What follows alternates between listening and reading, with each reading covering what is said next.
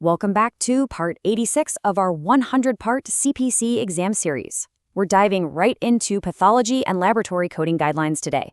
This is one of the most detail-oriented sections you'll face on the test, so grab your notes. But before we jump in, make sure to like, share, and subscribe to Decode Healthcare with Harshal. It helps us keep bringing you these high-yield explainers. So here's our roadmap for today's explainer. First, path and lab basics. Then, panel golden rules. Third, presumptive versus definitive testing. And finally, therapeutic drug monitoring. Let's get right to it. Kicking things off with Section 1, Path and Lab Basics. We're looking at codes 80047 to 89398.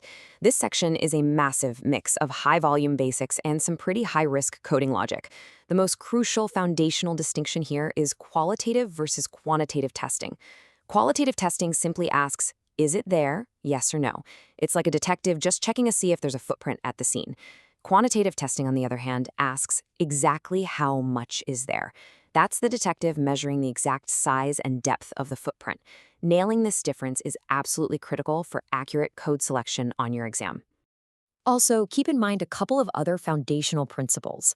Every single lab test has to be backed by a physician's order to prove medical necessity. You can't just run tests for fun.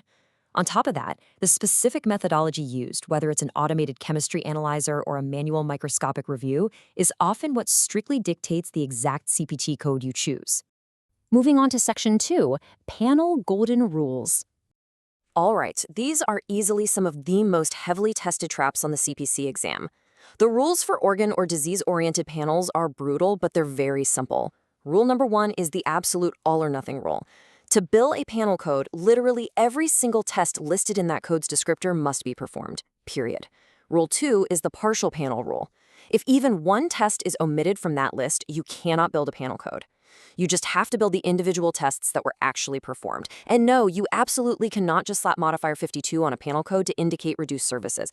That's a huge trap. Finally, the additional tests rule. If they run extra tests beyond what's in the panel, you simply build a panel code plus the individual codes for those extras.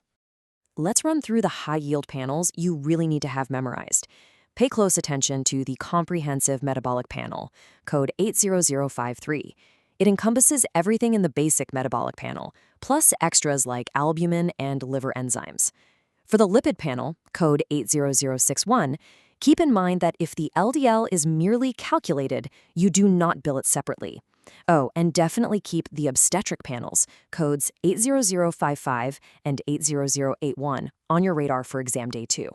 Next up, Section 3, Presumptive versus Definitive Testing. Pharmacology and drug testing is a notoriously tricky area. Coders constantly mix up screening protocols with confirmatory tests, so let's break this dichotomy down. Presumptive drug class screening is qualitative. It just looks for the presence or absence of a drug class using methods like direct optical observation or chemistry analyzers. Definitive drug testing, however, is your quantitative confirmatory test. It identifies the specific drug metabolite and the exact amount present in the specimen. Think of presumptive as your initial broad screen and definitive as your exact confirmation. And finally, Section 4, Therapeutic Drug Monitoring. Therapeutic drug monitoring, or TDM, operates on a completely different logic than your standard drug abuse screening. This is the quantitative tracking of strictly prescribed medications. Why do we do this? To ensure the patient's drug levels stay right in that sweet spot. You want to maintain a safe, effective dosage without crossing the line into dangerous clinical toxicity. There are specific high-yield TDM agents that frequently show up on the exam, so let's create a strong mental anchor right now. Digoxin is 8162, lithium is 8178, vancomycin is 8164, theophylline is 8198, and tacrolimus is 8197. Burn these into your memory for test day. As promised, let's bring it all together with our visual summary cheat sheet to lock these rules in. Panels are strictly all or nothing, so never use modifier 52 for a partial panel. Presumptive testing is qualitative, checking for presence or absence, while definitive testing is quantitative, for exact confirmation. And TDM is all about precisely measuring prescribed meds to prevent toxicity. You have just conquered some of the trickiest path and lab concepts out there. Coming up next in Part 87, we dive into Pathology and Laboratory Guidelines Part 2, where we'll master surgical pathology and those absolutely critical pathology modifiers. But before we wrap this explainer, I want you to think about this. If a surgeon sends a single specimen down to pathology, but it's deliberately separated into two distinct containers, do you bill one pathology code or two? Think it over, keep studying hard, and we'll reveal the exact answer in the next explainer.